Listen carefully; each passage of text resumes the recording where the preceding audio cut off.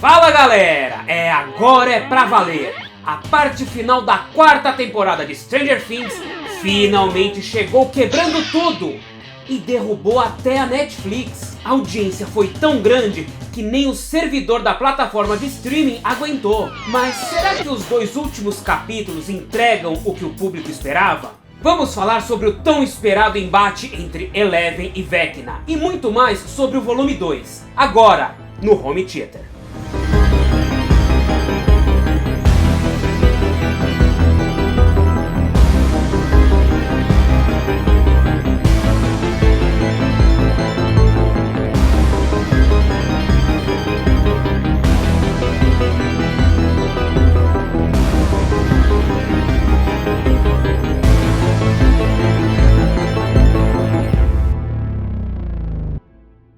Olha, uma coisa não dá pra negar.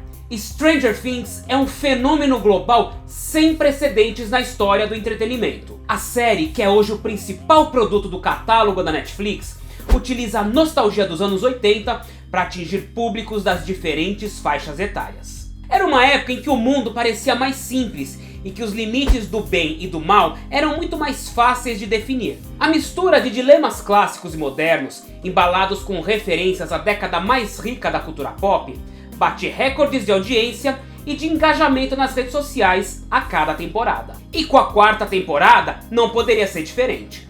Como a Netflix costuma lançar todos os episódios de uma só vez, era necessário estender ao máximo a repercussão perante o público. Então, a quarta temporada foi dividida em 2 volumes claramente delimitados. O primeiro e o segundo ato do enredo foram posicionados no primeiro volume, enquanto o ato final ficou na segunda parte, que acaba de chegar à Netflix. Nós vimos no primeiro volume, em 7 longos, mas muito longos episódios, os incidentes ocorridos com a chegada do vilão Vecna.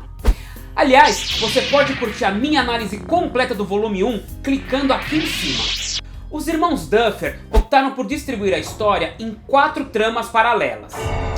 A investigação de Nancy, Steve, Robin e os demais adolescentes de Hawkins sobre as misteriosas mortes e as suas descobertas. A jornada de Eleven no Projeto Nina para recuperar seus poderes e a sua conexão com Vecna. As idas e vindas do plano de Joyce Murray para resgatar Hopper da prisão soviética. E a busca de Mike, Will e Jonathan por Eleven, com a ajuda de Argyle e Suzy. Todas essas linhas narrativas que estavam totalmente desconexas culminam no que nós vamos ver no volume 2. Os 2 últimos capítulos da temporada totalizam quase 4 horas de duração. Mas ao contrário do que possa parecer e do que vimos no primeiro volume, a série não deixa o ritmo cair, apresentando o seu terceiro ato de maneira dinâmica, intrigante e consistente. No capítulo 8 nós temos o que chamamos de pré-clímax, com a preparação e o desenvolvimento do plano para destruir Vecna. E o ponto de partida é o próprio Vecna, que seguindo a cartilha dos piores vilões de histórias em quadrinhos, se dá o trabalho de capturar Nancy apenas para apresentar tintim por tintim todo o seu plano de dominação. Ô Vecna, me ajuda a te ajudar, meu amigo. Assim fica fácil, nem precisa investigar mais. Então, com todas essas valiosas informações nas mãos, os adolescentes percebem que só tem uma saída: usar Max, a quarta vítima em potencial de Vecna, ou Henry, ou como você quiser chamar, como isca numa perigosa armadilha para atraí-lo e aniquilá-lo de uma vez por todas. Enquanto isso, lá no meio do deserto em Nevada, temos a nossa querida Eleven ainda no Projeto Nina. No final do volume 1, ela conseguiu recuperar seus poderes e algumas lembranças indesejadas do passado. Agora, ela precisa fugir do Dr. Brenner, que quer mantê-la sob seu controle, e também fugir dos militares, que estão perseguindo Eleven por achar que ela é a responsável por todas as mortes escabrosas em Hawkins. Olha, a menina bota pra quebrar mesmo. E literalmente. E é com uma despedida emocionante do seu papa que Eleven deixa seus traumas para trás e segue em frente no reencontro com Mike e Will. Antes da gente continuar com essa resenha totalmente excelente, você já sabe, hein? Curte esse vídeo bacaninha. E você já se inscreveu no canal, não se inscreveu? Então se inscreve agora, meu querido, não perde tempo. E ativa a sinetinha. Só assim você fica ligado em todas as nossas novidades. Vamos em frente. Como você pode notar, o capítulo 8 foi todo de preparação para o clímax e para o desfecho da temporada. E nós vemos no capítulo 9 o plano de Nancy ser colocado em prática. Aliás, é interessante ver a evolução da personagem, que deixou de ser a menina mimada das primeiras temporadas para se firmar como a líder do grupo. Toda a execução do elaborado plano é apresentada de forma eletrizante. Só que nem tudo sai como esperado. Então, nós temos algumas reviravoltas que levam o público a acreditar que tudo irá por água abaixo. E é aí que pinta Eleven, numa banheira de sal improvisada. Mesmo à distância, Eleven se conecta telepaticamente com Max, por meio de suas lembranças. E no momento mais aguardado da temporada, a jovem heroína invade o pesadelo criado por Vecna e enfrenta seu arquirrival em um embate emocionante. Especialmente porque tanto Eleven quanto Vecna estão no ápice de seus poderes. E a sequência consegue dosar bem, numa escalada de tensão e emoção que arrebata o público, o senso de perigo pelo destino de Max, a reviravolta de Eleven contra Vecna e o embate dos adolescentes no mundo invertido. Tudo isso embalado pelo sucesso de Kate Bush. Claro, nem tudo é perfeito. O ponto negativo fica para a tentativa dos irmãos Duffer em conectar a qualquer custo as diferentes tramas da série. Isso fica muito evidente quando o roteiro tenta atrelar os acontecimentos em Hawkins e no mundo invertido com o enredo de Jim Hopper na Gulag. E por mais que a sua porção traga mais adrenalina à história, seria absolutamente impossível que Jim entendesse que seus atos contra a mente coletiva na União Soviética refletiriam, se é que refletiram, no perigo enfrentado pelos adolescentes nos Estados Unidos. A exemplo do que vimos nos anos anteriores, o clímax não poupa todos os personagens. Aliás, as redes sociais foram tomadas pelas mais diversas teorias sobre quem morreria ao fim desta temporada de Stranger Things. E o elenco, cada vez mais inchado, dava provas de que ninguém estava salvo nesse ano. Mas até que as perdas foram mais comedidas. Seguindo os passos de Bárbara na primeira temporada, Bob na segunda e Alexei na terceira, tivemos mais um personagem carismático que partiu após encantar o público: Ed Manson. A própria construção da narrativa indicava que dificilmente teríamos um final feliz para o líder do clube Hellfire. Caso Ed tivesse sobrevivido, certamente seria injustamente preso e condenado pela morte das vítimas de Vecna, um estigma que o acompanhou mesmo depois de morto. Já a dúvida fica em relação ao futuro de Max. Ela chegou a morrer no embate com Vecna, mas foi ressuscitada por Eleven e termina a temporada em coma no hospital. Será que ela vai sobreviver?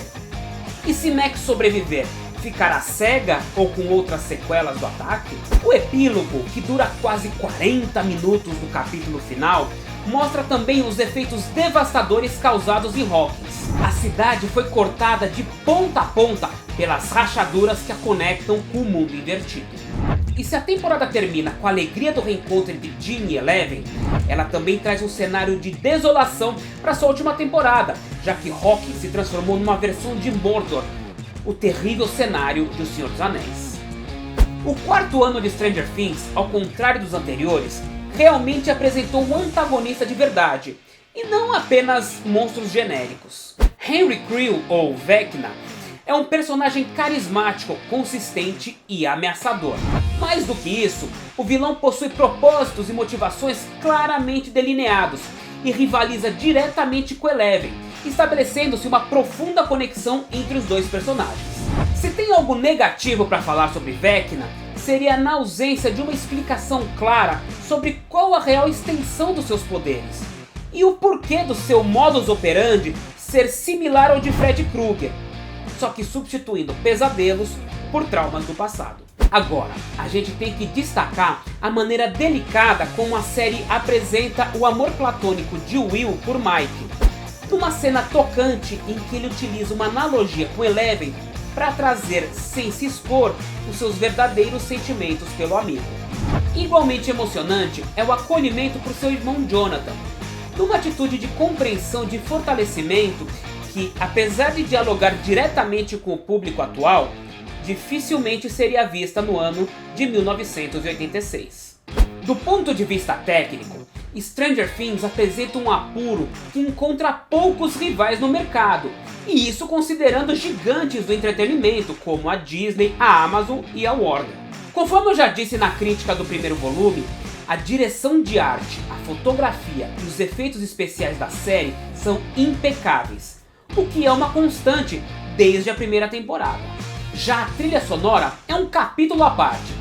A quarta temporada da série traz clássicos como Psycho Killer, da banda Talking Heads, Detroit's Rock City, do Kiss, ou a versão de Beach Boys para California Dream.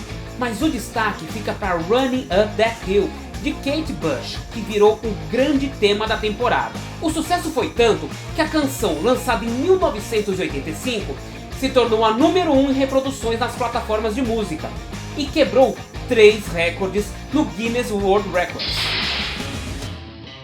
O volume 2 dessa temporada supera as expectativas e entrega um desfecho dinâmico e emocionante. A parte final encerra em alta aquele que foi de longe o ano mais irregular de Stranger Things. Isso porque nós tivemos um volume 1 arrastado, com muitas tramas desencontradas e que por vezes giravam em círculos. Tudo isso tornou parte da experiência cansativa e enfadonha. Por outro lado, foi também a temporada que explorou melhor os elementos de terror, trazendo para a tela os momentos mais assustadores da série. Mas também sofreu com excesso de personagens, razão pela qual alguns como Mike, Will, Dustin e Jonathan tiveram reduzido tempo de tela e pouca importância para a história. No fim das contas, muitas perguntas continuam no ar e pontas remanescem para serem fechadas na quinta e última temporada. O problema é que os fãs terão que esperar mais 2 ou 3 anos para saber como essa história acaba. Aliás, esse salto temporal também será necessário na história para justificar o crescimento dos atores que já estão na fase adulta. E você, gostou do volume 2? Tá ansioso pela quinta temporada? Será que Max vai sobreviver? Será que Vecna vai voltar? São tantas dúvidas! Deixe a sua opinião e a sua teoria nos comentários. Eu quero saber tudo o que você achou da quarta temporada de Stranger Things. O Home Theater fica por aqui. Até a próxima!